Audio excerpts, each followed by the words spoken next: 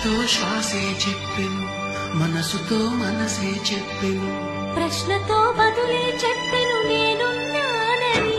నేను